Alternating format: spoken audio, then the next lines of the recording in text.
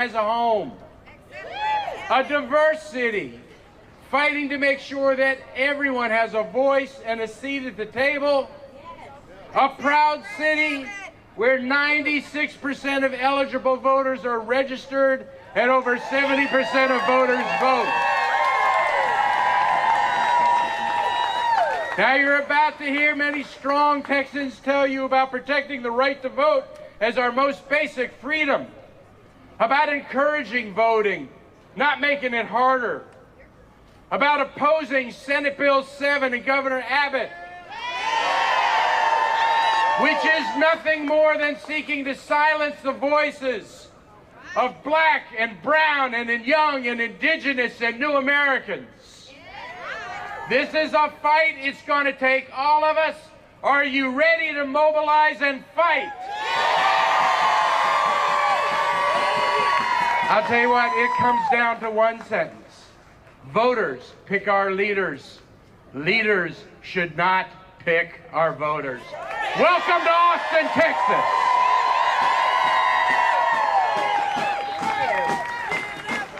Now let's welcome Travis County Judge Andy Brown, who's been a leader making sure that we're safe, we get immunized, and that we open up Travis County again. And he's got someone with him. All right, how are y'all doing? All right, it's just gonna be me today. I probably heard Beto talk and give his speech to folks about 100 times on the campaign trail in 2018. I lost count at some point. But he had a great message on criminal justice reform and the fact that for Travis County and most counties across Texas, the jail is the largest county mental health facility. And this is terrible. And the one thing I know for sure is that the current state leadership is not going to fix that. But here in Travis County, we took a huge step just this past week to fix that. Me and our 4 Democratic county commissioners voted against moving forward with a new jail building. Thank you, Maggie. But instead, we are working to increase mental health access and services outside of the jail to keep our community safer. This is a great step, but it's impossible if we don't have the ability to elect the representatives that truly reflect the people of Travis County. And to do this, we need easy access to voting for all people in our community. Voting rights is the glue that makes criminal justice reform possible here in Travis County and across Texas. Thank you very much.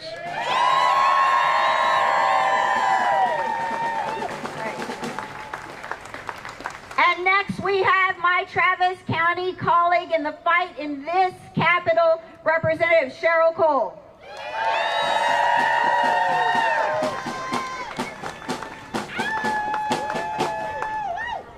We have to recognize State Representative Gina Hinojosa for her leading role in staging the walkout.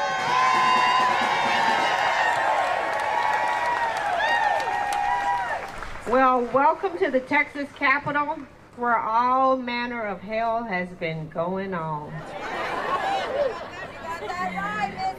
And I am proud to be a part of it. Just recently, Governor Abbott vetoed Article 10 of the Texas Constitution, making it impossible for us to pay our staff. And I want to know, are you scared? No, we're not scared. Are you ready? Yes, we are ready. Thank you, and I look forward to hearing, well, I don't know if I should say governor. Well, let's just leave it at that. We'll see. Welcome to Austin, Texas.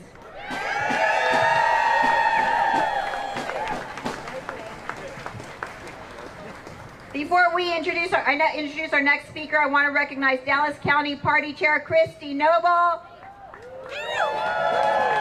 Mayor Larry Wallace of Manor, raise your hand, State Senator Jose Menendez, who went with us to Washington last week and met with the Vice President, because when your politics are whack enough like they are in Texas, sometimes the Vice President wants to meet with you to talk about it.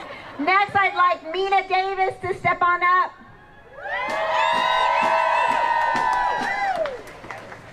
All right, I'm short, y'all. Okay, so Today I wear this shirt as a proud Filipina and Black woman to remind y'all that the AAPI community needs to be invested in. Intentional investment in for our constituency, focusing on language access because as noted by TargetSmart, voter turnout in 2020 for AAPIs in Texas went up by 100%. I want to make the promise of democracy real for all of us. The youth vote in Texas was the highest it had been in 2020. The state saw a substantial increase in youth voting, 41% in 2020 compared to 28% in 2016. We still have more work to do in ensuring when we get to the polls. Safe and accessible elections for all eligible Texans is key. Rural Texans, I see and I hear you. As lawmakers are putting deliberate barriers to voting, we can continue to band together to ensure the freedom to vote is protected. Our legislative champions can't do any of their critical work without us showing up to support them, especially when the special session comes around. So no matter our race, political party, or zip code, let's work together to stop voter suppression, y'all. All right, that was awesome. Next we have Cristina Tintun Ramirez, the Executive Director for Next Gen America.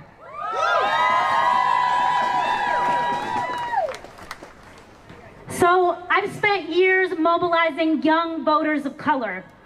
And what I've told them is, don't be deterred because they want us to be afraid. The truth is, we got these Republicans shaking in their boots, y'all. Because they see the numbers. They know that every single year in our state, 270,000 young people of color turn 18, and they are registering, mobilizing, and turning out like never before.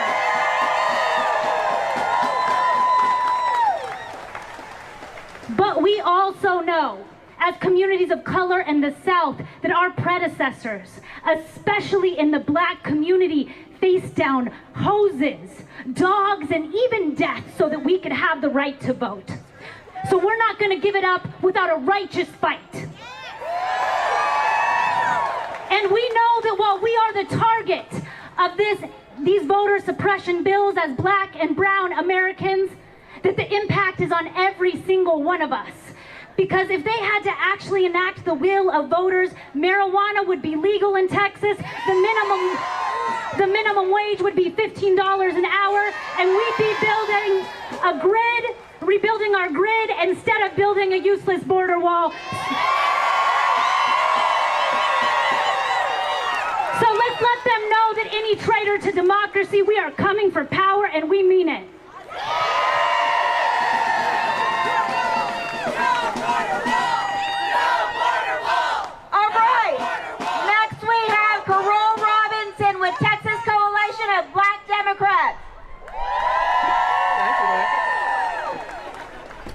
I'll give it to you quick, I'll give it to you fast. Power to the people. It's not a song, it's what America is built on. They work for us. We hire them, we can fire them. We need help. It's one day after Juneteenth. We need the United States Senate to send us help from Washington, D.C. We need them to vote to protect our right to vote. I want to leave you with this. Greg Abbott and Texas Republicans believe they are Goliath. Today, Democrats have come because we are David.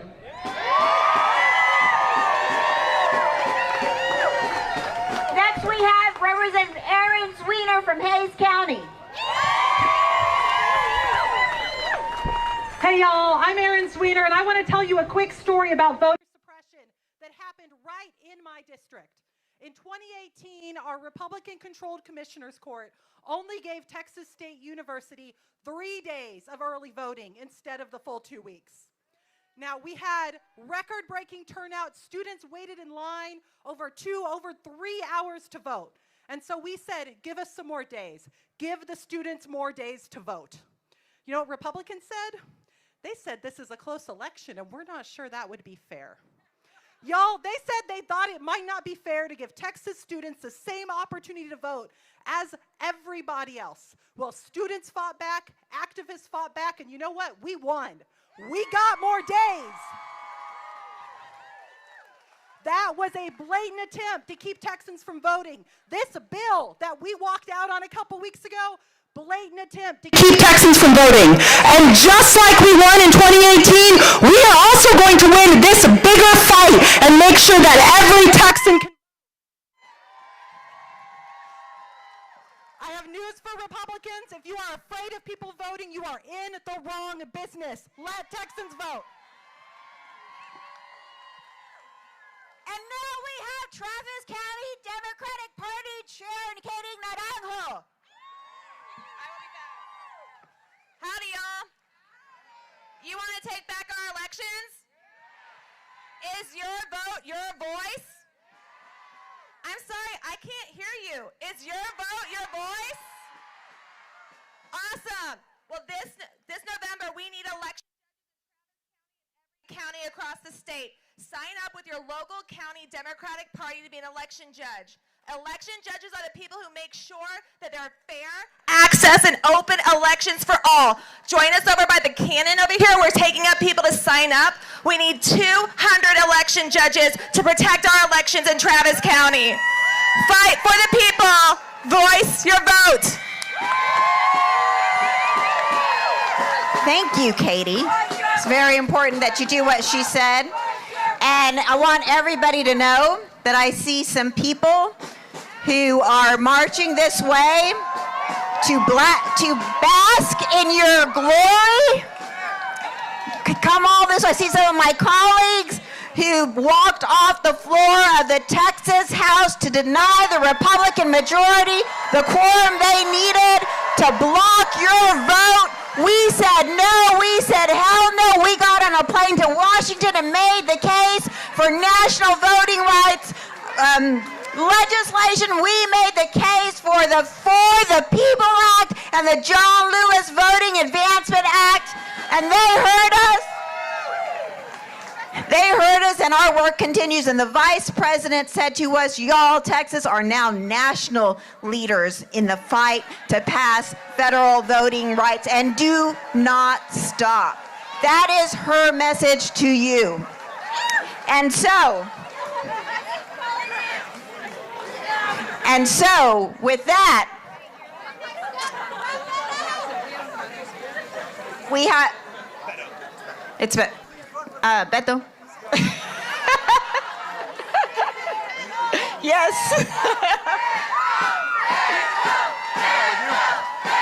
Hey.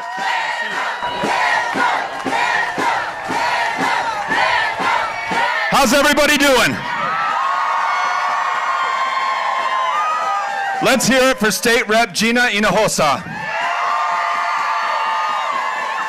And every other state legislator who had the courage of their convictions and stopped voter suppression in Texas this last session. We're grateful that you're here. We know that we have folks who've traveled from all over, as far away as East Austin, Laredo, Texas, El Paso, Texas. Every part of the state is represented here right now. We know that some of you traveled many, many hours to get here, and we are grateful. And we have a great group of speakers who are going to address you today. I'm going to make some comments at the end of our program, but right now, it is my pleasure to introduce you to the Reverend Dr. Michael Waters for an opening benediction. Let's hear it for Michael Waters.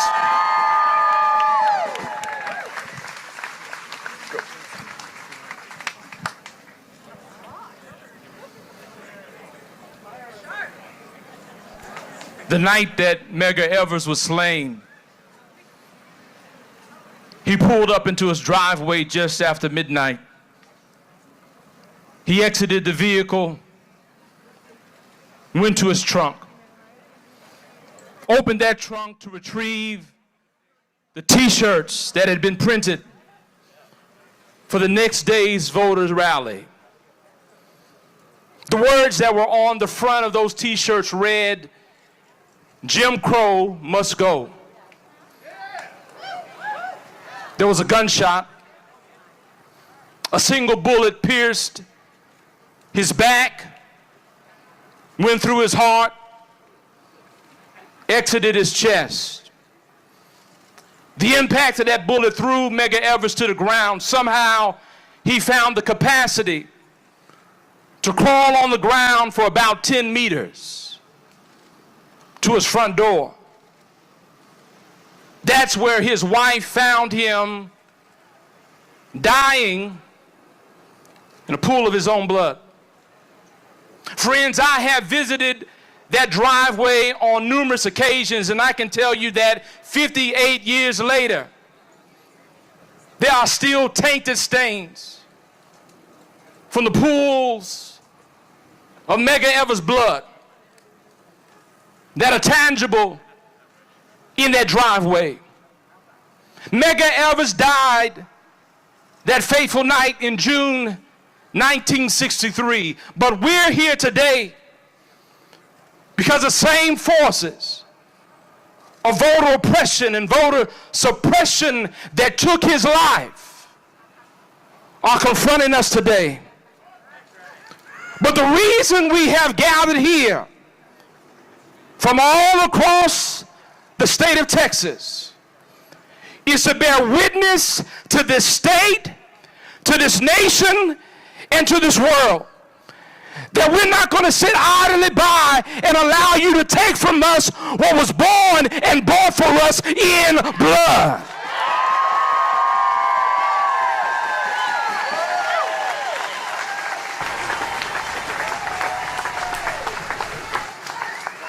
This vote is bought in blood. The blood upon that Mississippi driveway. This vote is bought in blood. The blood upon that Selma highway. This vote for us is bought in blood.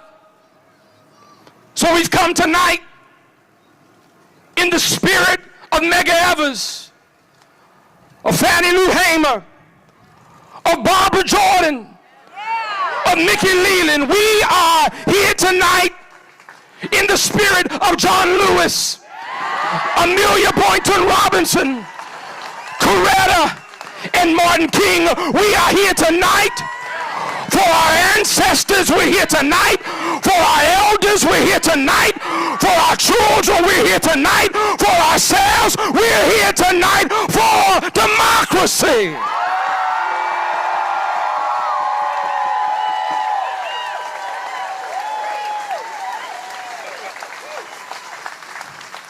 I believe that we have picked up the mantle and message that Medgar Evers sought to share that next day, and we've come to cry aloud in one strong voice: Jim Crow 2.0 must go.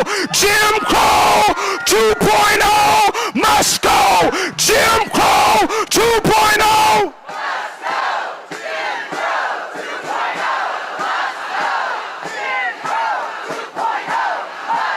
So I have one final question tonight. Who's willing to stand for your democracy? Who's willing to stand for truth? Who's willing to stand for justice? Well, let's keep working. Let's keep standing. Let's keep fighting until justice flows like waters and righteousness like a mighty stream.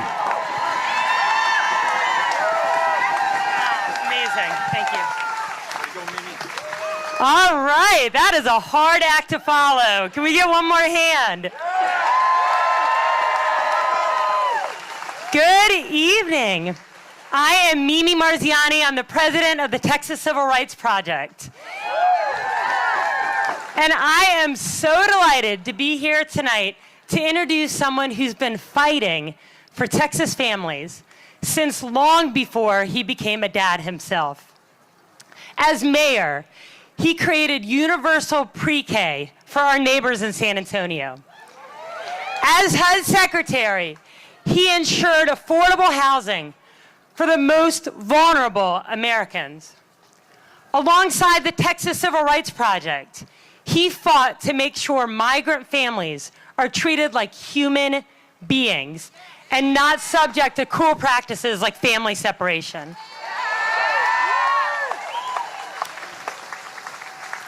Look, we all know it, but this man knows it deeply, that robust voting rights underlie just policy. Our democracy cannot work for the people. It can't work for our dads, for our moms, for our kids, for our partners, for me, or for you, unless each and every one of us has equal access to the ballot box.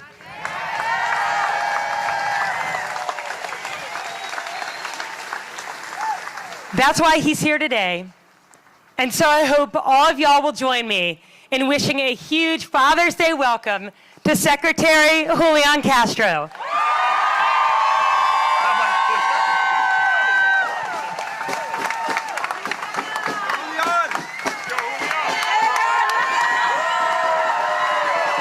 Hello, Texas! First of all, thank you very much, Mimi, for your kind words, but even more importantly, for your great work in protecting the civil rights and voting rights of every single Texan. Let's give her a great round of applause. I also want to thank Beto O'Rourke, Empowered by People, for organizing this event. Thank you, Beto. And to all of the organizers and the activists, let's give them a big round of applause for pushing back and fighting and raising their voice. I also want to thank all of our legislators, many of them were here, who fought and fought and fought and used every tool in their toolbox to say no to voter suppression during the legislative session. Happy Father's Day, y'all. I'm lucky to be here today with my wife, Erica, and my daughter, Karina, and our son, Christian, who is 6 years old. You know, like many of y'all, my family's history in this state goes back a long way. In fact, this year it's 99 years since the grandmother that I grew up with came here from Mexico. And when my grandmother got here from Mexico, you could still walk around downtown San Antonio and see signs on the storefront windows that said, "No Negroes, no Mexicans or dogs allowed." And because of the hard work of so many people of different colors and different backgrounds, people from throughout this state and throughout this country, many of whom Reverend Waters mentioned, because of that, 2 generations later, my brother can serve in the United States Congress, and Beto and I can get to run for President of the United States. We have so much to be proud of, so much progress that we've made over the years. In the last 15 months of this pandemic, we've seen more than 600,000 lives lost, an economic recession that's put a lot of people out of work, and a lot of people on the brink of eviction, and also a renewed push for racial justice after the murder of George Floyd. If we realize one thing after all of this, it's that we're all in this together, that we're going to rise or fall together as a people, and that the future belongs to those states and those nations that can find a way to make it work for everyone. But instead of embracing that, the leadership of this state has chosen to divide people at a time when everybody should have health care. They're in the Supreme Court trying to take it away from people. At a time when our children need to learn the lessons of the past to truly appreciate one another and build a better future, they don't even want people to learn about the lessons of Martin Luther King Jr. At a time when our nation is declaring Juneteenth a national holiday,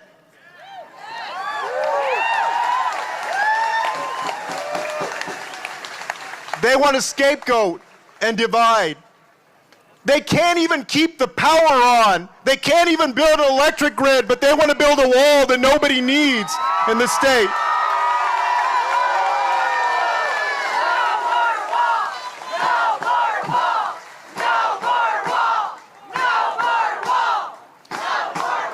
And it's because they're so disconnected from the needs of everyday Texans of every walk of life, throughout this state, of every background, because they know that they can't meet their needs, because they're so determined to hold on to their grip of power, that they're trying to rig the system to stay in office as long as they can, trying to suppress the vote to make it harder, especially for black and brown communities, to vote in Texas. And we're not going to let them. We're going to fight back. We're going to say no. And we're going to show up. We're going to support our legislators who do. We're going to support the great work of the organizations here. We're going to make sure that we register people to vote. We're going to make sure that we show up to vote. Change is coming to this state, whether they like it or not, thanks to you.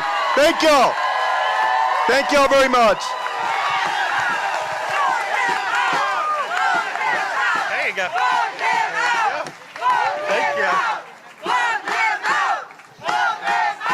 Hey y'all, how's everyone doing? Love to hear it. So my name's Rayhan, I'm with the Texas Freedom Network, and our mission is to make Texas a more just, more fair, and more equitable place for everyone.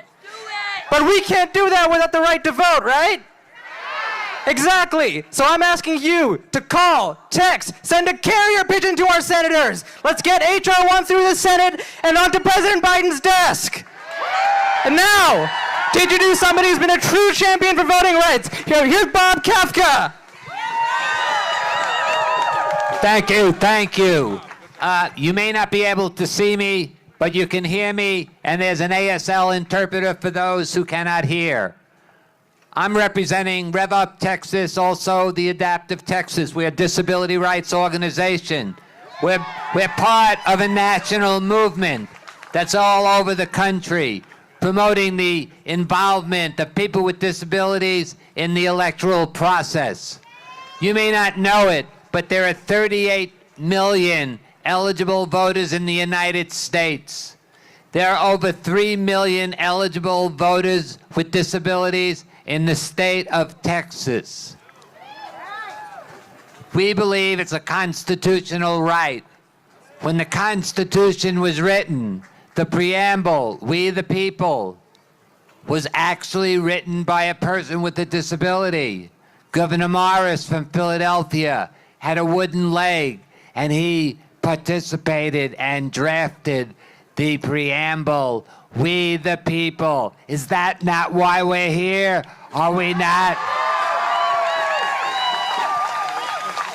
People with disabilities has been fighting for access for years.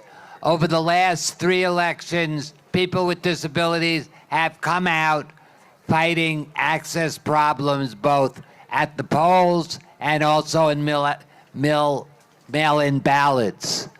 And what Texas is doing, Georgia, Florida, and all the other states are inhibiting not only people of color, low-income Texans, but people with disabilities and their families. And that we're organizing under the rubric of Rev Up Texas, which stands for register, educate, vote, but most importantly, use your power. Use your power.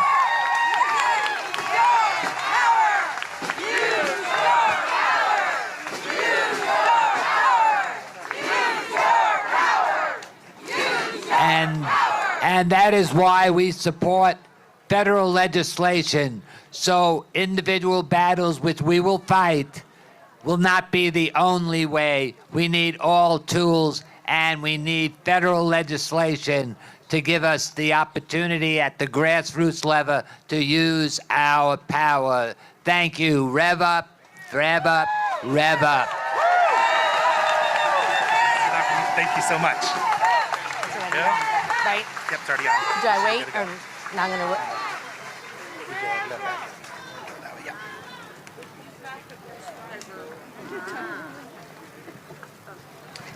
Hola, hola. Hijo, it's hot out here, but we're here. We're here. My name is Gloria Gonzalez Dolakia, and I represent JOLT. JOLT is a Latino civic engagement organization that's empowering the voice and the vote of young Latinos across Texas. Woo! Eso! I have the honor today of introducing Mr. Gary Bledsoe. He's the Texas president of the NAACP. He has a long history of fighting for representation of black and brown voices. This legislative session, we've heard him loud, we've heard him clear. SB 7 had no representation of black and brown voices. Please help me have a nice welcome for Mr. Gary Bledsoe. Thank you very much.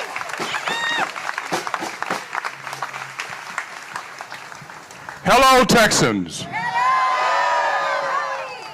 It is only befitting that Texas is now at the center of a discussion in this nation.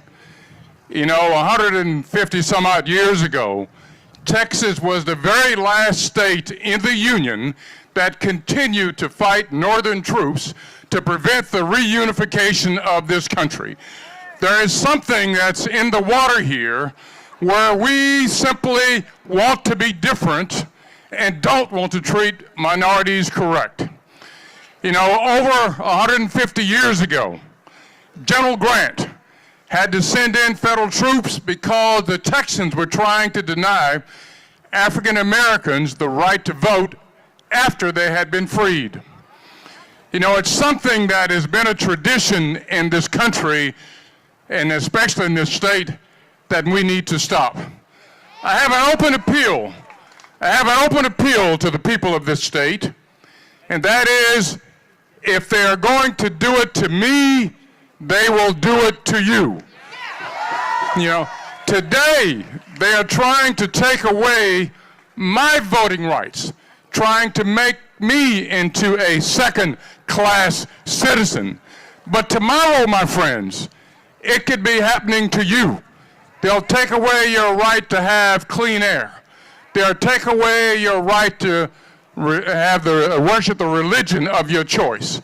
It doesn't stop, because if we don't stop it now, we will not have a democracy. Sadly, I look at the actions of our governor, and him deciding to defund the legislature was an act that is completely illegal and unconstitutional. The state constitution is clear. If people walk out like those courageous legislators that we need to be exalting, we need to applaud them. It's the legislature's prerogative to do something and not the prerogative of the governor. The people of our legislature represent the people of their districts. They do not represent the governor of this state. So, my friends, Martin Luther King once said that a threat to justice anywhere is a threat to justice everywhere. That injustice anywhere is a threat to justice everywhere. And you know, in discussing what's actually going on in this state, I heard the words of a wise person, a rabbi by the name of Neil Blumhoff. And Neil Blumhoff said, you know, my brother's problem is my problem. So I reach out to the people of Texas, and I say to you, I have a problem. But to my brothers and sisters in Texas, I need you to help. Because if they take my voting rights today, indeed, they're going to take something from you tomorrow that is of great value to you. So Texans, brothers and sisters, please come and join us in this fight, because we need you. We cannot do it alone. Let's pass H.R. 4, the John Lewis Voting Rights Act, because indeed that will help turn the tide and make us continue to have voting rights in this country. Thank you very much. You got it. Thank you. Let us vote! Let us vote! Let us vote! Let us vote! Hey, y'all. I'm Royce Brooks. I'm the executive director of Annie's List. a statewide organization with a mission to elect Texas women. Y'all, the fight we're in today started a long time ago. In fact, nearly 60 years ago, my grandfather, Marion Jack Brooks, stood right here at another rally, speaking out in favor of voting rights.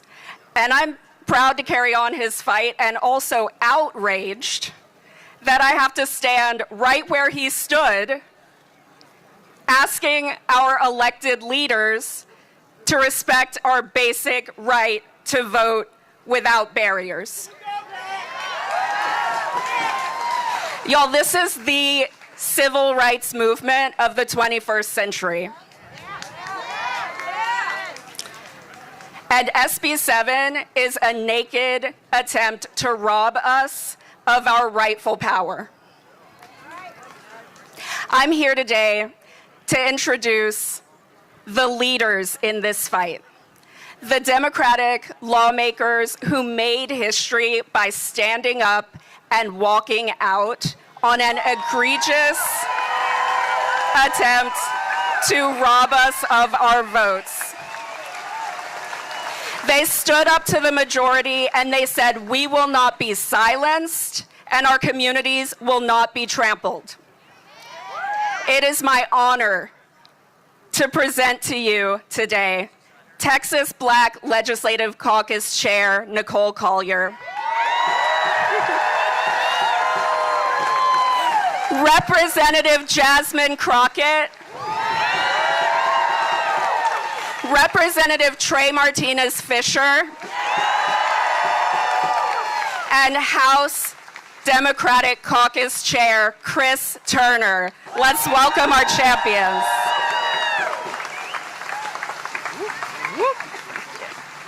There you go. Thank you. Y'all looking good today. So let me just give you a brief intro of who I am. I am freshman state legislator Jasmine Crockett out of HD 100, Dallas, Texas. Where are my Dallas folks? Yes.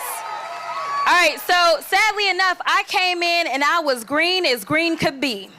I thought, man, we're in the middle of a pandemic. We're gonna focus on healthcare. I thought, man, we had the El Paso shooting, so we're gonna do something about guns in a smart way, right? I thought our economy is struggling, so we finally would have an opportunity to be smart about marijuana, stop incarcerating people for it, and make sure that we start making some money for it. Wait a minute, that's how I felt on the inside too. And then the reality sank in. The reality sank in, and there was a turning point for me when we were debating HB 1927. That was the permitless carry bill. I know. And I had some colleagues that thought, we'll be smart. We'll at least put some amendments on here. Some amendments that say white supremacists can't have firearms. Because after all, we put in there that gang members couldn't. But sadly enough, that was voted down. That was a slap in my face. From my colleagues that allegedly were my friends, it became clear what the mission was going to be this session. So then, that's when I decided it's all out war. Let's go. So, here it is. I'm like, why are we sitting here for this? We need to go. Forget them. We're not voting against this, but we don't have the numbers. The only thing we had the numbers to do was to walk out. And sadly enough, you know, God bless the senior leadership because they're way smarter than I am, I promise, right? But they were trying to talk to people. They were trying to negotiate. And I said, it's become evident that they're actually just terrorizing us. I'm not talking and negotiating with terrorists. It's time to get walking. And that's what we did. But we didn't stop there. I was blessed enough to go with my colleagues to DC. And we sat down in Manchin's office. And let me tell you something, there's gonna be a movement in this country because of the work that we did. So I look forward to you hearing from Rep. Collier.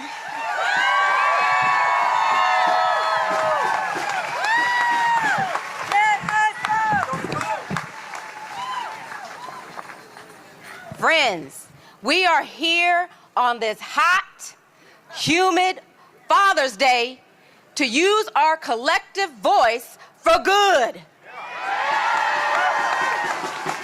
You know, for too long, Texas has been leading the way to oppress the votes of its citizens. From purging the voter rolls of those with Hispanic surnames to throwing the book at women of color. We know that Texas will go to great lengths to depress the votes of those who live here. They will depress our right to vote. They will change your right. That too.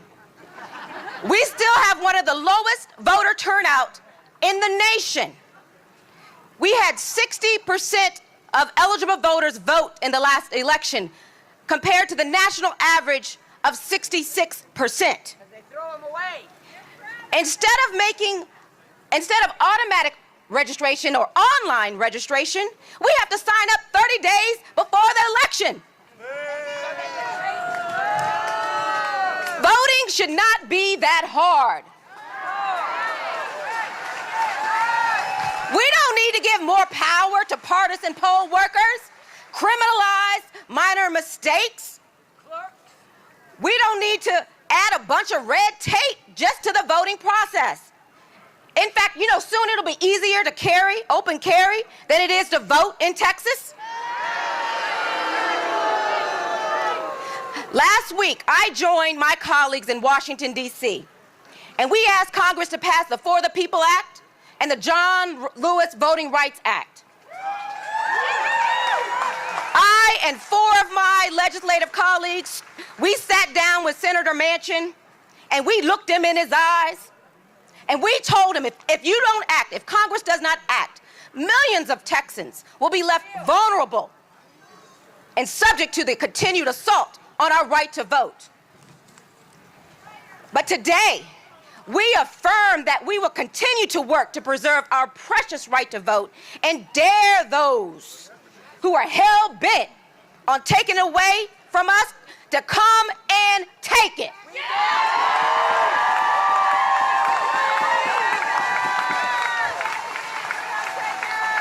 Because we won't back down. We won't back up. And we won't back out. Stay the course, my friend.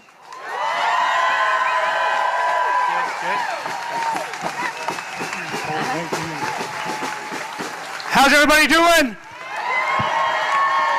I heard a rumor. Is San Antonio in the house? Because I know Laredo's in the house back here. First, I want to say Happy Father's Day to all the fathers. But speaking from my own family experience, I know there are lots of mothers, lots of grandmothers. This is your day too. So happy Father's Day to you too as well. I'm here with my wife Liz, my daughters Francesca and Camila in the back. But we're here because the stakes are too high. It has never, ever, ever come to a point like this in our nation where we are fighting.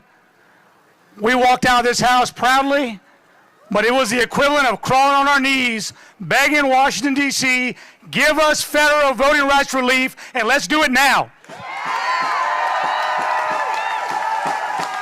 And I'm so proud of the men and women that I serve with in the House and the Senate. Let me tell you, when we descended on our nation's capital, and when we were walking the halls of the Capitol, Rayburn, the Hart Building, the Russell Building, we said to ourselves, this isn't that hard. If only we had one of our own in the United States Senate, things would be different.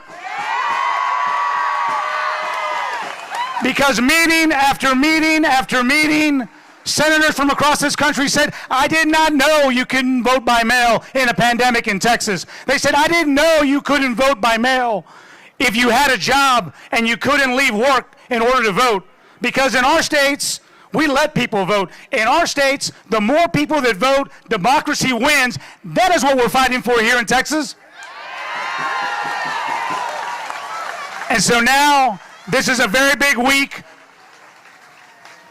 We don't have a filibuster, but we used our walking filibuster to bring this to the nation's attention. We are here right now because we do need a For the People Act. We do need it now. This is a big week in the Congress. When we go home today, let's do our part to call our members of Congress, make those phone calls, make your voices heard, be on digital, be active, be engaged, because we will change the face of voting rights in America, but it's going to be done here because Texas is leading. Thank you very much for everything you're doing.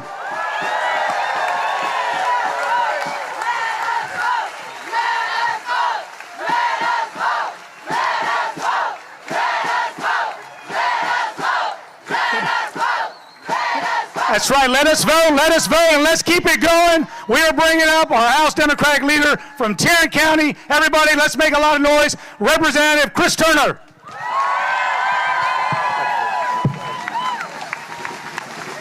Thank you. Thank you. Let's give it up for Representative Trey Martinez Fisher. How y'all doing? Wow, what a crowd. I can't see to the end of it. This is amazing. Beto, thank you. Thank you, Fowler, my people, for putting this together. This is amazing. Listen, my name is Chris Turner. I'm the chair of the Texas House Democratic Caucus. And if I have one thing I want you to remember today, the way we defeated the voter suppression bills in the Texas legislature is Democrats were unified. We worked together all session long. It was a team effort. Every single member of the Democratic caucus in the House and the Senate played an important role. So thank those representatives and senators when you see them. And several of them are here today, and I just want to call their names real quick because they deserve recognition for all their work. Representatives Jessica Gonzalez, John Busey, Michelle Beckley, Trey Martinez Fisher, Jasmine Crockett, Gina Enosa, Cheryl Cole, Nicole Collier, Barbara Gervin Hawkins, Donna Howard, Alex Dominguez, Richard Raymond, Christina Morales, Terry Mesa, Marianne Perez, Celia Israel, Aaron Zwiener, Penny Morales-Shaw, Liz Campos, and we're also joined by Senator Royce West and Senator Jose Menendez. And if you're a representative and I forgot your name, or if I didn't see you here, shout it out right now. I think I got everybody. All right. Listen, I'm going to just leave you with this. There's a lot of talk in Washington, D.C. right now about how to do what needs to be done, pass H.R. 1, the For the People Act, and H.R. 4, the John Lewis Voting Rights Act. And when I had the opportunity to talk with some senators last week, including Senator Manchin, I know that there's real desire to do something on a bipartisan basis, and I respect that, and I told them that. But I said, what I need y'all to understand and recognize, the Republicans in this building right here are not interested in doing anything on a bipartisan basis, particularly when it comes to suppressing the vote of Texas voters. They have one mission. It is to make it harder for people to vote so they can hang onto power, so they can continue to deny health care to our citizens, so they can continue to underfund education, and they can continue to keep minimum wage at $7.25 an hour. That is what this is about. That is why we have got to vote, and we got to fight these voter suppression bills, and that is why we need Congress to act now, pass the John Lewis Voting Rights Act, and pass For the People Act.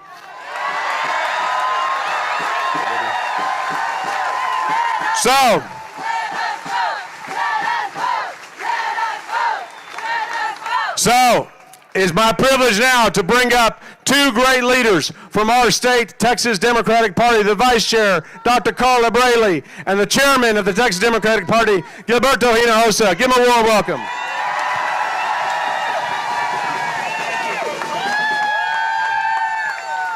Hello, Texans. How are you? I'm Carla Braley, and I'm with the Texas Democratic Party, and I am so glad I'm here with you. Wouldn't want to be any other place today. I do have my daughter and her friend because democracy is at stake, and I want her to be able to see what we all do. 365 days of the year it takes us to protect our vote. W. Du Bois told us in the 20th century that the problem of the 20th century was the color line. It was racism. Shortly after that, years after that, Barbara Jordan told us that in order for us to have the economic and political power we need, the key is education. All of them are under attack now. And I tell you that if we don't stand today, then when will we stand? Ann Richards told us that they can dress it up with lipstick and call it a hog, but guess what? It's still a pig. What do I mean by that? Some of you are saying, why that? Why that? Because we had slave laws, we had Jim Crow, and now we have SB 7. And you all, it's not going to fly. I'm going to now bring up our chairman because he's working with all of us to create good trouble in the state of Texas.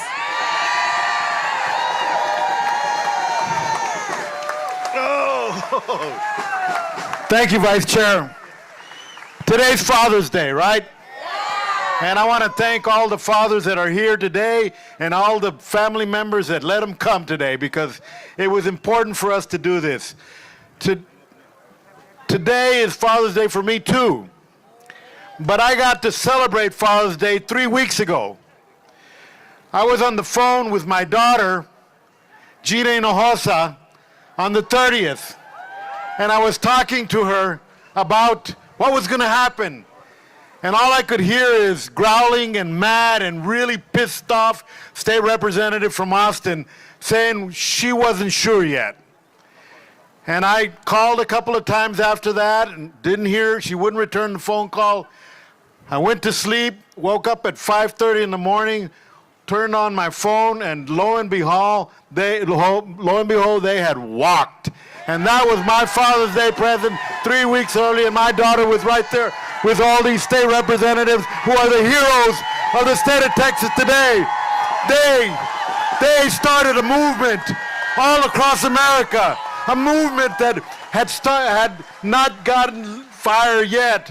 They had passed voter suppression laws in Florida. We couldn't do anything about it. They had passed voter suppression laws in Georgia. We couldn't do anything about it. All over the country, the Republicans were rolling over our people. But in Texas, we stood up and we said, hell no. This is a fundamental right. Lyndon Johnson, right after the Selma brutality, where hundreds and thousands of African Americans who were marching for their right to vote were beaten brutally. And when he came out the next day, he talked about this most fundamental right that they were fighting for and protesting for. And he said this: they did this in the name of the right to vote, the most fundamental right that we have. And in that name, Americans have fought and died for 2 centuries, and tonight, all over the world, they stand as guardians of our liberty, risking their lives. We have soldiers all over the world today, people who have fought, who came back from wars wounded, both physically and mentally, who many did not come. And they did that because they wanted to ensure that every single American had the right to be able to decide who their leaders were. And these people over here on the other side are trying to stop us from doing that. And that is wrong. That is un-American, and that is against our democracy. So let's go out there and fight, win this fight, make sure that we meet the challenge that these brave soldiers, men and women who have fought for us all over the world, presented us with. God bless each and every one of y'all.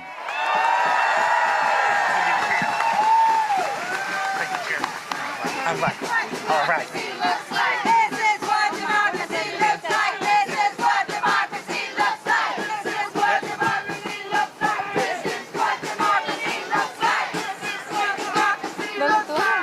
Buenas tardes a todos.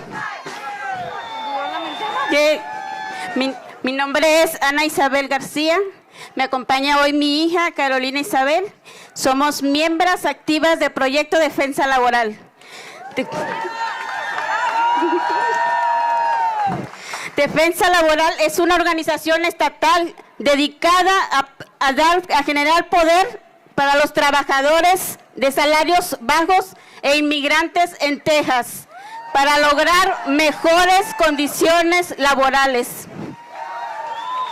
Hello, my name is Carolina Isabel. This is my mom, Ana Isabel Garcia, and I am a proud member of Worker Defense Action Fund. Workers Defense is a statewide organization dedicated to building power for low-wage workers and immigrants across Texas to win better working conditions. Gracias por estar hoy aquí. Nuestras comunidades debemos ser capaces de generar poder político y hacer nuestras voces valer y que se escuchen en las urnas. Por eso hoy estamos aquí reunidos para demostrar una vez más que unidos hacemos poder. Y unidos podemos lograr grandes cambios. Our communities must be able to build political power and make our voices heard to all the valley. That's why we are here today, to show that when we are united, we can create powerful changes. Trabajadores de Comunicación en América es uno de nuestros socios en el movimiento laboral. Clown Cumming es el presidente del Distrito 6 y defensor de los derechos civiles, Coalición Sindicalistas Negras y del Instituto de Phyllis Randolph. Es un honor para mí presentarlo hoy.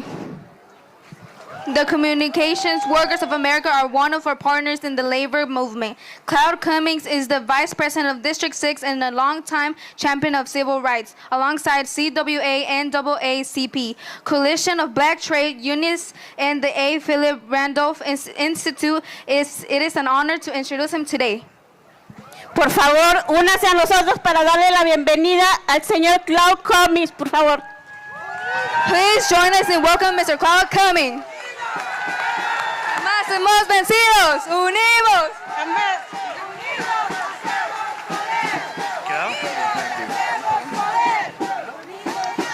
When we fight, when we fight, when we fight, when we fight. Hello to all of you. Let's give Beto O'Rourke a round of applause. Thank you, Beto, for everything you're doing. Hey, listen, I have someone special with me today. You don't have to come up here, baby, unless you want to. This is Ruth Cummings. Let me tell you why she's special. 56 years ago, Ruth is from Selma, Alabama. 56 years ago, Ruth and her brothers marched for the right, for us to have the right to vote. They marched around buildings. They marched on Bloody Sunday.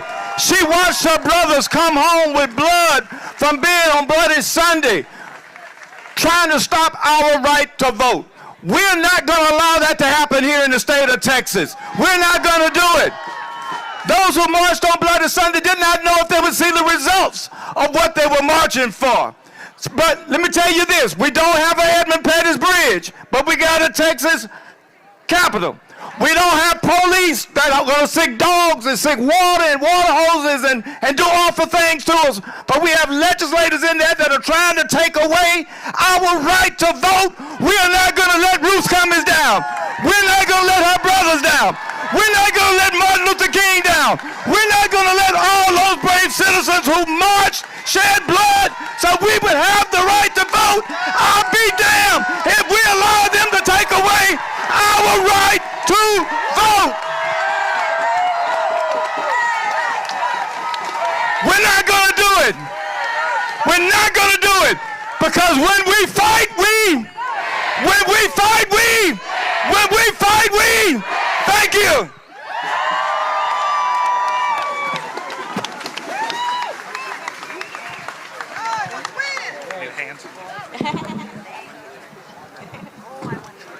Hello, everyone. My name is Deanna LaFay, and I'm the state coordinator for Black Voters Matter.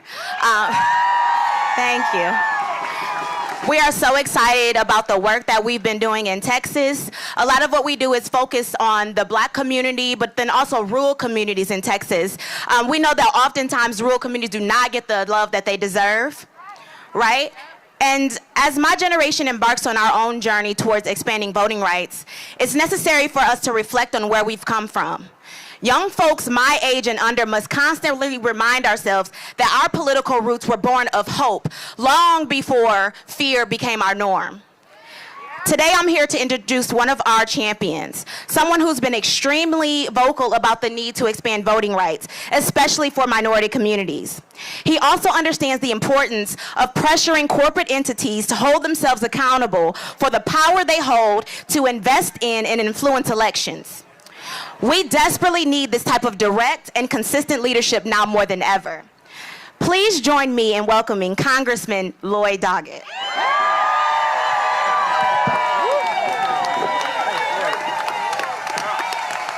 Thank you so much.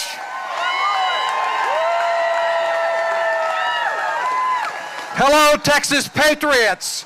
Yes. Here are the patriots who are defending our democracy instead of subverting it. You've come out in this big Texas heat to turn up the heat on the voter suppressors, and we're going to keep the heat turned up. And I'm here to honor all of these state legislators. They are Texas tough. They came to Washington last week and they turned the national focus on Texas and voter suppression. They sat down with Joe Manchin and they talked with him. And when they left, Joe Manchin for the first time came out with a new bill, a narrow bill that focuses on voter rights and stopping partisan gerrymandering. It's not everything we want, but I was reminded of that Stone song. You can't always get what you want, but if you try sometime, you can get what you need. Well, what we need is for Joe Manchin to now make an exception to the filibuster rule that has set us back so far. Because Mitch McConnell's immediate reaction was that he was against this too.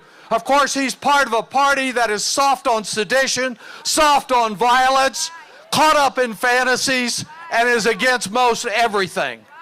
Wed not so much to a political party as a cult around a failed wannabe tyrant. And how about this governor? He is always about intimidating people.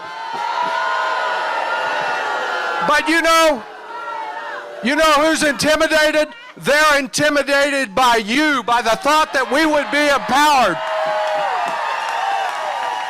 And so if we continue to work together and register and organize and elect no matter what the laws are, we can triumph for a better Texas. Let's never give up and never give in. Thank you. You good. You got long legs. Thank you. This is good. I'm Emmett Schelling. My pronouns are he, him, his, and I'm the executive director of the Transgender Education Network of Texas.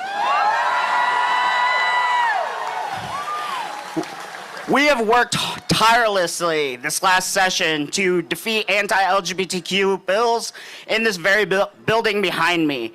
And within the state of Texas, we are Black, we are Indigenous, we are people of color, we are immigrants, we are voters, and we matter. This last session, the session before that, and the session before that, we have seen an unprecedented attack on transgender Texans. And I am proud to say the man I am about to introduce, Senator Royce West, was there with us.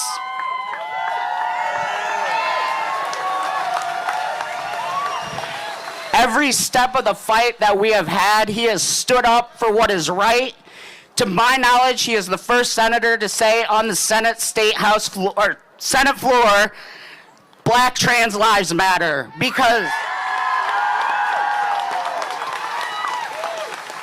he knows when all Texans are stronger, Texas is stronger. sir. Thank you. Hello, Texas. Texas Democrats. Look around. Look at each other. This is what America looks like. Republicans, get used to it. Happy Father's Day. Happy Juneteenth weekend. You know, when we begin to think about where we are today, I don't blame the Republicans. Yeah, you're quiet. I blame us. We need to do what is necessary to turn out the Democratic and the independent base in order to take over this building. We're talking about it today, but when we go home, you must double down. Help make certain that we get the 2 million votes that we're after. Registered. And not only get them registered, but get them out to vote. My Hispanic brothers and sisters, in order for Texas to turn the way we want it to turn, you must vote. Enough with the talk. Enough with the talk. I want you to do several things. When you get back home, make certain that you get involved in registering voters. Number two, as it relates to the state legislature, I want you to show up and show out. The fact is that we're going to have a legislative session where we need you here in Austin. We need you at the various committee hearings, and we need you to make certain that you're calling, that you're using your social media platforms as it relates to each and every one of these legislators. I can tell you now that the vote in the Senate was 18-13. 8 Republicans, 13 Democrats, split along partisan lines. We've got to make certain we put as much pressure on them as possible. You know, we fought for the civil rights movement. We fought for the right to vote. We fought for fair housing under LBJ. And now we've got to fight. If they could fight to do the things that they've done along with Martin Luther King, I know that we can fight in order to make a difference and turn Texas the way we want it, turn it blue. Thank you. Texas voters, let me hear ya!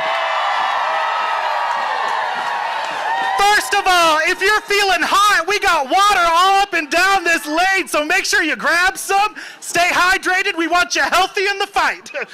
My name is Charlie Bonner, and I'm with Move Texas. We are a nonpartisan nonprofit working to build political power for Texas's young people, and we have spent hundreds of hours in this building behind us, turning out thousands of young Texans to speak out against racist voter suppression.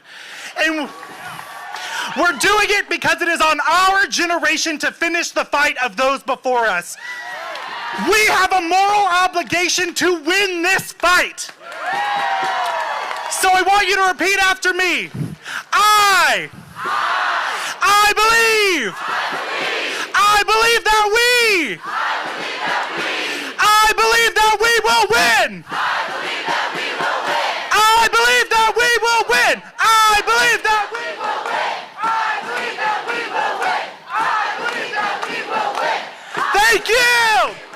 Let's keep that energy going as we welcome my friends from the House Elections Committee, the Honorable Representative Michelle Beckley, John Busey, and Jessica Gonzalez. Thank you. Woo. Okay, we give you that. We give you that.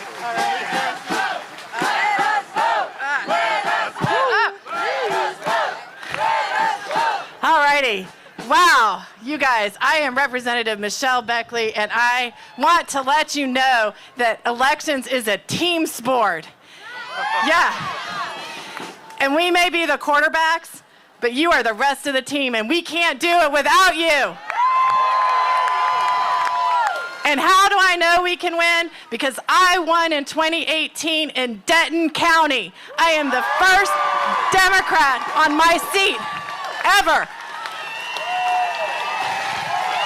So where is Denton County? I know y'all were coming. Where are you in this crowd? Yes. And when we can flip Denton County, we can flip the entire state of Texas. But what we need you to do is help us with that fight. We, and I'm talking about my committee because we can't do it alone. We were the front lines. We got that bill on the last day. We disrupted. We disrupted them so Beto couldn't even speak. We were so good. That is how good me, Jessica, Busey, and Fierro, who's not here, but he's in El Paso. Shout out to Fierro because we can't do it without you, Art. We disrupted when they wouldn't let Chairman Nicole Collier speak. I gave her microphone so that she could speak. It disrupted, and then Beto couldn't talk because we won that night. And we just keep winning, and we're going to keep winning. And I think my time is up, so I am going to let you guys go. What we need you to do is register voters, become a DVR, register in the rural areas, everywhere. We need you registered. Thank you, and I'm going to introduce John Busey next.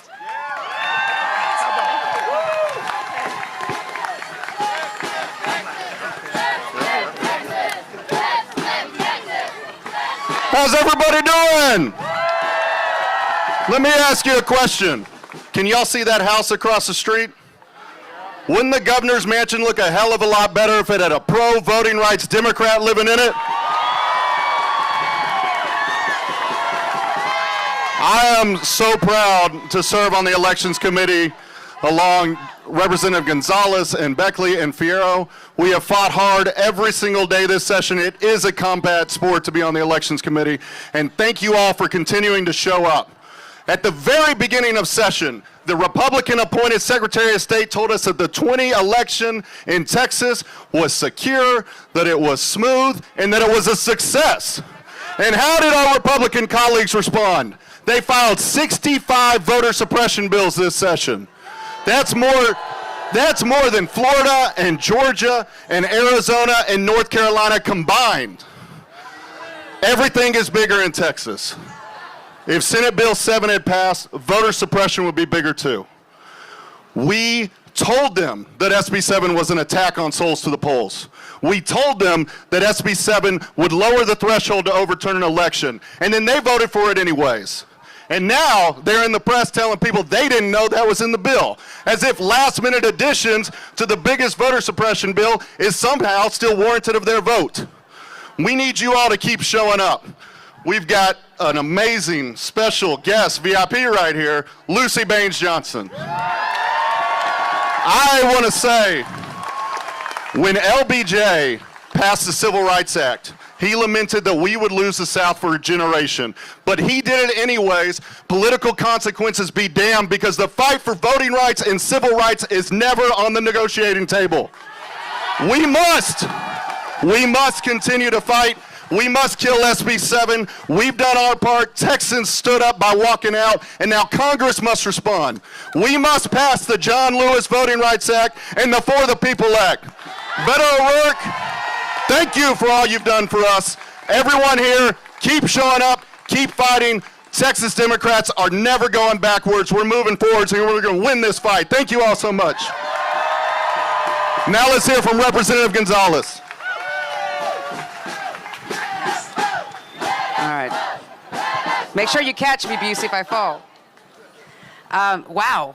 I'm going to say that I'm a daddy's girl, and so I was feeling a little guilty because I couldn't spend the day with my dad, but I look out at this beautiful crowd, and I know that my dad, he knows how long I've been fighting for voting rights, and there's nowhere else that he'd rather me be today. And so thank you, because we can't do this without you. We can't do our jobs without you. And for those of you who are here, those of you who are watching virtually, we can't do this without you. So stay in the fight with us. Now, what's clear about SB 7 is that it was built on lies. And it was built with the intent to discriminate against people of color, our senior citizens, and our disabled community. That was made very, very clear. Now, those of us in the Elections Committee, we saw that firsthand. Despite being disrespected, being silenced, we made a commitment to each other that we were going to fight every single day for every single one of you and for every Texan. And that is exactly what we did every single week when we showed up to committee. And we agreed that despite the gains or the losses that we were going to have in committee, that we were going to be proud of this effort, and we were going to be proud of each other. And so I'm very proud to serve with Michelle Beckley, with John Busey, and Art Fierro, who's not here today, and we're going to continue fighting for you. on this bill, or when we get called back for a special session on this bill, you're in good hands, and you're in good hands with all the other members that have spoken here today. We're all in this fight together. And that's why we had to make a decision to kill this bill. And I'm proud of that. I'm proud of what we all did that day. And we'll continue to fight for you until we have a seat at the table. And so you heard that many of us went to D.C. last week to talk to Congress, talk to the Vice President Harris about the importance of having federal intervention. But we need you. We need every single one of you to join us in that fight, because we can't do this without you. We need you to pick up the phone, to call Congress members, to tell them how important it is before it's too late here in Texas. We need this to happen now. We need you to help us register voters, help educate voters, so this doesn't happen in the future, because elections have consequences. And so I promise you, we all promise you, that we'll continue in this fight with you until the very end, and we'll get this done, because I know what it looks like when Texans stand together and when Texans fight. So thank you. Next, I'll pass it over to Raven Douglas from the Future Project. No, back to Charlie. You're good. Woo! All right, let me hear you again, Texas voters. Give it up one more time. We still having a good time out there? All right, now I am absolutely honored to welcome our next special guest, the daughter of a voting rights president, a true Texas president. Please join me in welcoming Lucy Baines Johnson.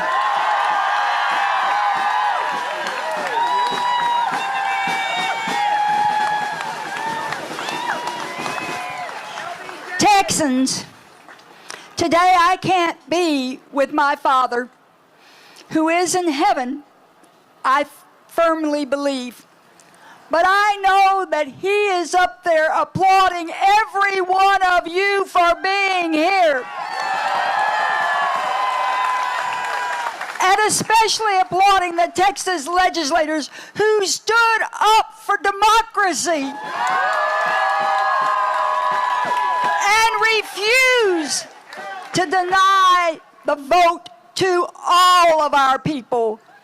56 years ago, I stood behind my father when he signed the 1965 Voting Rights Act into law. Texans have stood up before for social justice, and with your help, we'll do it again. Beto, I'm so proud of you and the power of the people and the Texas Civil Rights Project and the Voting Rights Project, all of which I've been a small but a very enthusiastic part of. And I just want you to recognize that there are lots of us out there who appreciate those with eloquent voices for speaking up, but your voices, every single person's voice in this audience tonight, is the voice we needed. We did it at Selma. We can do it again. God bless you. Is that a minute? Yep. There we go. Let us vote. Let us vote. Hey, y'all. My name is Raven Douglas, and I'm a youth voting rights advocate from Houston, Texas. And I just have a quick message for all of you today. So often throughout my career, I'm constantly being told that young voters, that black and brown voters, that we're apathetic, we don't care, and we don't care about our votes. And I'm here to tell everyone today that that narrative ends right now.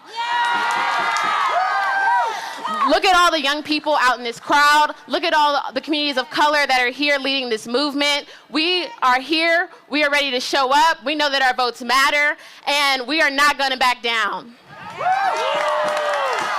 With that being said, without further ado, I would like to introduce my friend and a fighter for true democracy and for Texas voters, the former Congressman of El Paso, Beto O'Rourke.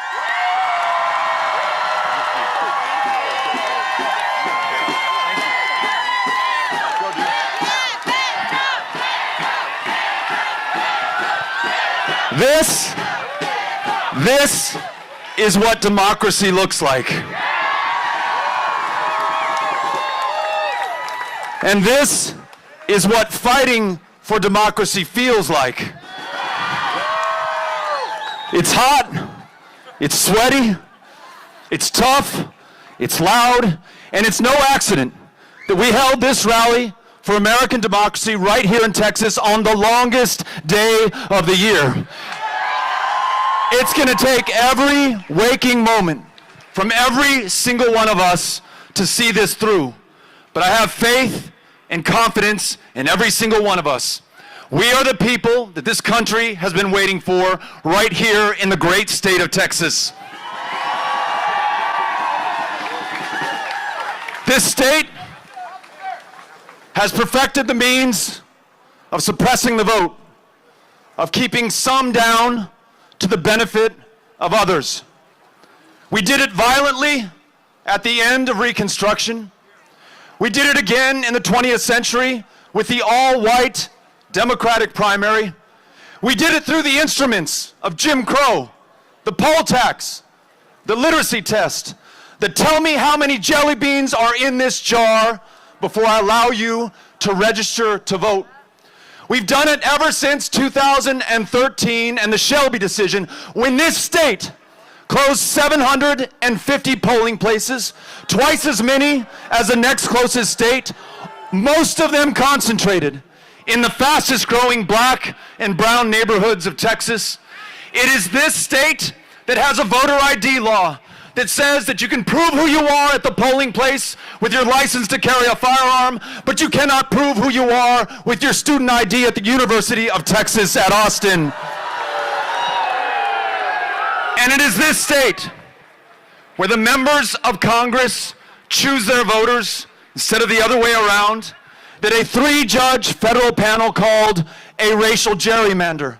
Because there's a good chance, if you're black, if you're brown, you've been drawn out of a congressional district, drawn out of your democracy to diminish the power of your vote and the likelihood that you would vote at all. Ladies and gentlemen, 7 million eligible Texans did not vote in the most important election of our lives last year, and there's a reason why. It is not for any lack of love of democracy and voting and participating in our elections. It is because this state has perfected the art of keeping their voices silenced and their votes uncounted, and we must all stand up for them. This state, with all of those measures taken, was already the toughest in America in which to vote and in which to register to vote. But on top of that, they introduced SB 7, which said that if you're disabled, you have to prove your disability. If you came back from Afghanistan with the signature wounds of combat and service, we will no longer take your word for it. When you ask for an absentee mail-in ballot, we will make you prove it. It said that if you are black and you want to vote on Sunday morning in the Souls to the Polls program that your church has run every single election, you will no longer be able to do it. It said that if you go into a polling place, you will be open prey to partisan poll watchers who will be free to try to intimidate you without election judges being able to step in. And then there's this. The state of Texas said, we reserve the right to overturn any future election simply based on the allegation of fraud. Well, if Texas has produced all of this, Texas has also produced the answer and the solution. It was Dr. Lawrence Nixon and it was Lonnie Smith who defeated the all-white Democratic primary in 1944. It was President Lyndon Baines Johnson, the 36th President of the United States of America, who ended the first generation of Jim Crow at the polling place by pushing through and then signing the Voting Rights Act of 1965. And through Lucy Baines, I want to thank him right now, through you, wherever he is up in heaven, looking down on his people here in Texas. That's who we produce when we stick together and when we fight the good fight. We produce people like Barbara Jordan, who said, all we ask is an America as good as its promise. And it is this state that produced none other than Ann Richards. Who would find the barriers that keep us from assembling on the steps of our Capitol ridiculous. Because you know what she said? Let the people in. And that's all we're trying to do today. We want to let the people in to their own democracy, to our democracy. That democracy that men and women have laid down their lives for. 77 years ago, men from this very state landed on the beaches of Normandy to fight fascism abroad and to protect democracy at home. As Reverend Waters said, it was 58 years ago that Medgar Evers lost his life in Jackson, Mississippi for the crime of trying to register voters in Jackson, Mississippi. So this democracy that we have today was dearly purchased in the blood of our fellow Americans. And you and I have inherited their struggle, their service, and their sacrifice. And it begs the question, what will we do with it? But it's not just those great heroes from our past. It is those that are among us today. These state legislators who walked out at the 11th hour because they would not be complicit in the destruction of this democracy. These state legislators here in Texas who make us so proud, they bought us some time. The question for us is, what are we going to do with it?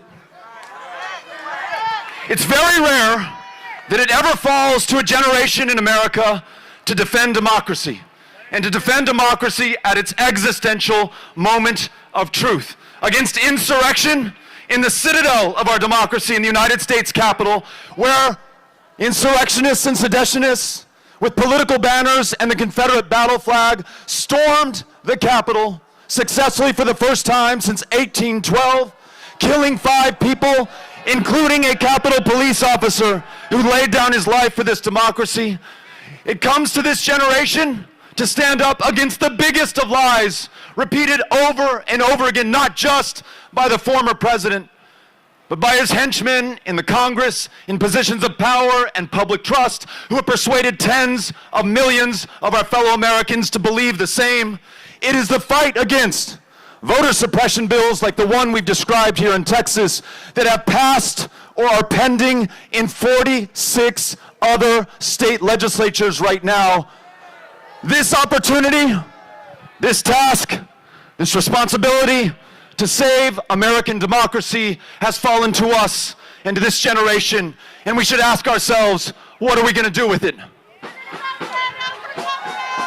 My hope, my fellow Texans, is that I can speak not just for myself, but for you and for millions of others who couldn't be here with us today, but are with us in spirit and in sentiment and in the fight. We're going to do all that we can with what we have, where we are right now to save this democracy. We're going to fight on every front. We are going to push without rest until the right to vote is secured in America, and this democracy represents each and every single one of us.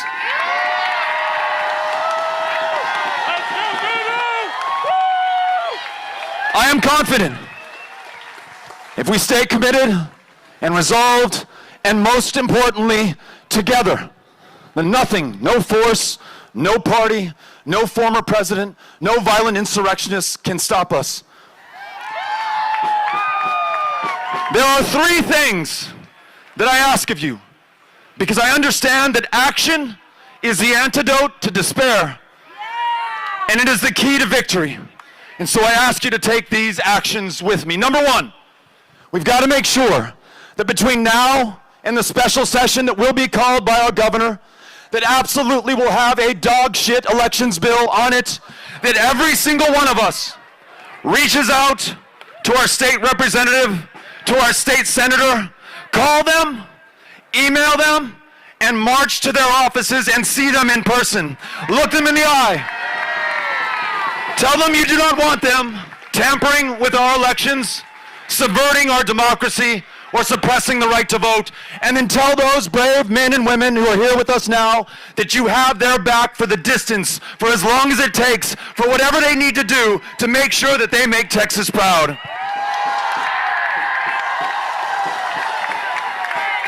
Y el segundo, number two. There is a federal answer to what ails us at this moment, and it's called the For the People Act. That bill, which has passed the U.S. House of Representatives, would be signed by Joe Biden if it landed on his desk, is now pending in the United States Senate. And in fact, they will take votes on it as soon as this Tuesday. The For the People Act would remove these barriers to the ballot box. It would set up independent, nonpartisan redistricting commissions so that our congressmen don't choose us, it's the other way around. It would reduce the power of corporate money in our politics and elections by elevating the power of citizens. It would create automatic and same-day voter registration. And it would make Election Day a national holiday.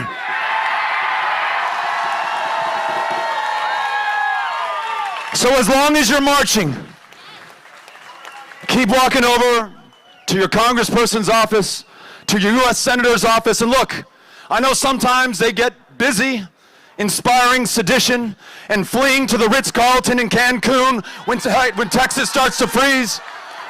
Nonetheless,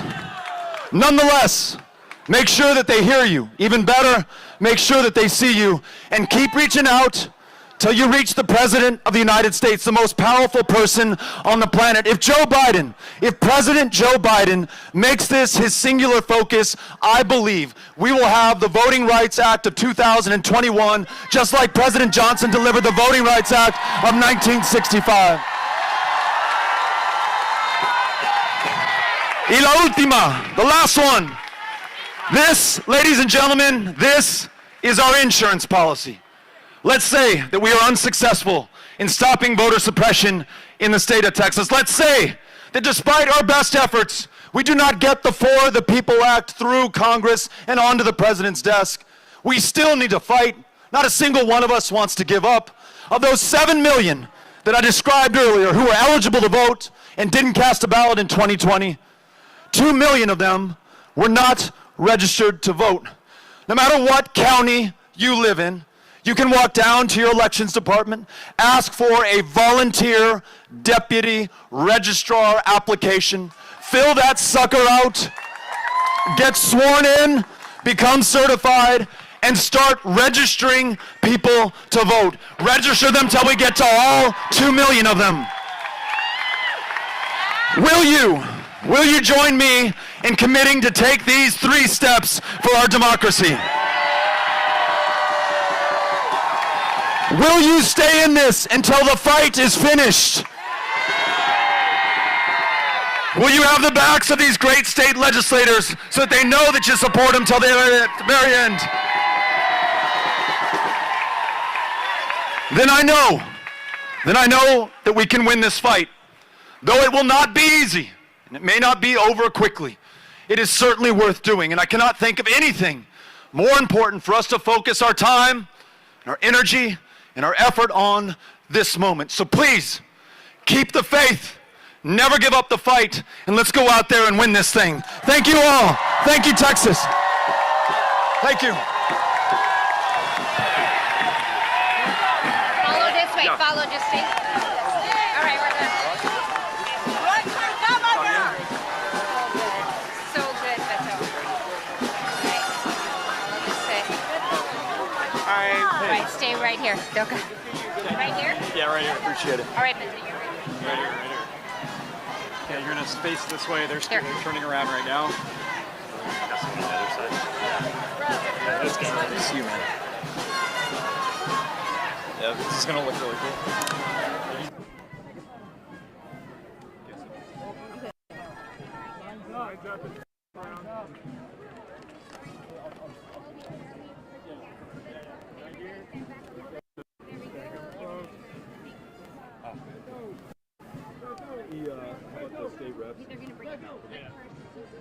Check, check, check, check. Mic check, check. What?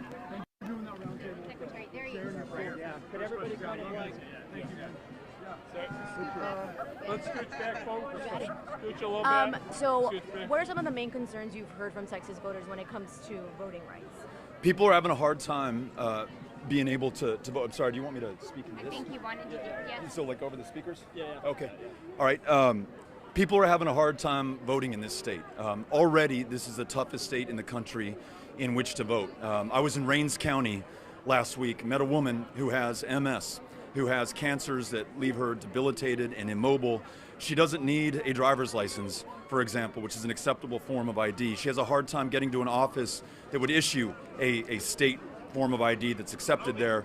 And even if she did, she told us it would cost her $120 to do that. That's effectively a poll tax in Texas right now. So we've got to find a way to make it easier for people to register to vote, to use that voter registration to get to the polls.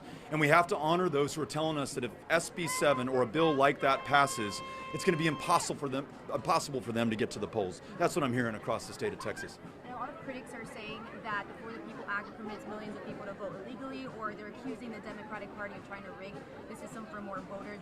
What's your response to those critics? These are the same kind of scare tactics that they employed when we were trying to end the first generation of Jim Crow in 1965, when the federal government proposed to intervene in elections to protect the right of every voter to cast their ballot.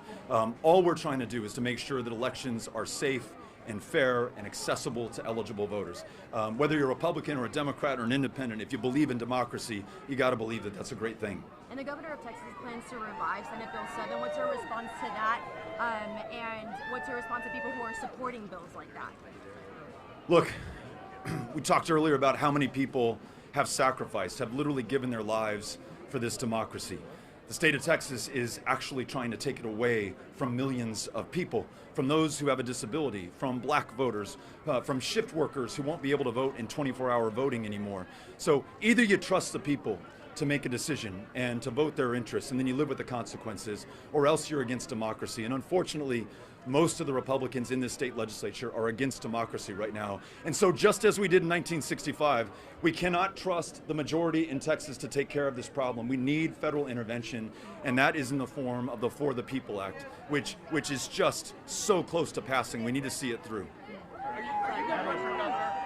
I'm going to see this fight through to the finish. And then once we do that, we can start thinking about other things. But this is the most important fight before us. Hey, Beto, what about Lucy Baines Johnson? Talk about the significance of the former president's daughter these 56 years later. Yeah, I mean, there are a few things as powerful as seeing Miss Johnson here, and not just seeing her here. She's been a leader in this fight in Texas. She's helped to lead a group called the Texas Right to Vote Coalition. And so it's not just that we are able to honor the legacy of her father through her. We honor the work that she's doing right now. She's a hero to us, and it meant the world that she was here today. That's right. Yep. Yeah.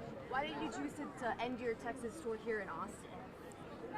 We're going to keep going, actually. We're going to be in San Angelo tomorrow. We're going to be in El Paso the day after that. I just thought after almost 3 weeks on the road and being in Midland and Lubbock and Abilene and Wichita Falls and Longview and Texarkana and South Dallas and the 5th Ward of Houston and Beaumont and all points in between, that we come to the state capitol where these decisions are made, and that we ask those not just from Austin but from the other 253 counties to join us. And that's exactly what we see here today. Folks from all over the state who've driven as far away as Laredo and Nacogdoches and El Paso, which is an 8.5-hour trek. They came here for democracy. They were willing to sacrifice and serve and give a little bit to make sure that we come through at the end of the day. So. How do you keep this energy going into the next election cycle? It's one thing to have a rally now. How do you keep this energy in the crowd going into March and June of next year? When Dr. King and Andrew Young were pushing for a Voting Rights Act in 1964, they went out and they encouraged and inspired others to march, to show up on their state capitol steps, to light up the switchboard at the U.S. Capitol, and to inspire the President of the United States of America, who in his speech to a joint session of Congress on the 15th of March, 1965, literally cited the example of Selma. It was those marchers, it was the people who come out just like the people here, who gain the attention of those in power and positions of public trust. So sleeping, resting, stopping are not options. We've got to keep pushing until we win this thing. Can you speak to advocacy of the funding for the legislature? legislature, and should lawmakers walk out again if it means killing the bill, even if that funding would be on the line again? These lawmakers have to do whatever it takes to save democracy. It is literally existential here in Texas. If, for example, SB 7 or some other version of that bill passes and gives the state of Texas the right to overturn future elections, we will no longer have a democracy. I don't know what you call that, but that is something else completely. So I think the governor is showing his true colors right now. Instead of fixing the electricity grid, he's spending $250 million of our dollars on a solution in search of a problem, a wall on the border with Mexico. He's not a dictator. He's not a tyrant. He is a co-equal branch of government, and he cannot deny the salaries and the funding for the legislative branch, for the employees who work in this building and the people who serve us. So we need to come together and make sure that we save this democracy right now and prevent it from being taken over from a tyrant or from a dictator. Hi. Good to see you. Thanks for being here. Yeah. Should Democrats stage another boycott if they don't prevail in the special session? I think they've got to do whatever it takes, and they made this country, not just Texas, proud by walking out at the end of the regular legislative session. If it takes that or something else to stop the end of our democracy in Texas, they have my full, unstinting support, and I think they have the support of a lot of other people here in this state. And there are. I want to make sure everyone knows we've got the state representatives and other speakers. They're coming up. Okay, who are coming up right now. Please hang out. Okay, here they're coming around right now. Here they come. So we're going this way. You all come in this way. Here you go. I'm going to give this to you. Thank you very much.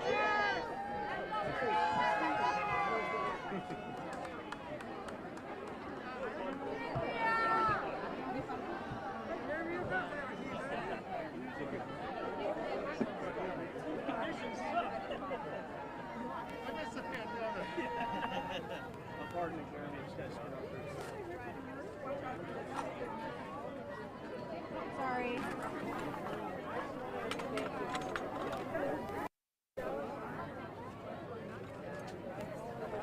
gave me the first question. I was like, okay. It's crazy too, because like I had you and like I bust my cell phone out and I had you there and I like. Oh really? There's like 2,000 people down there. Yeah. There's a lot. I think that there's supporters surrounding it. Yeah. I think that we should just get like one MOS about why someone's here and that's it, and then we're done. So we don't burn ourselves out. It's already 7, so we should start getting ready.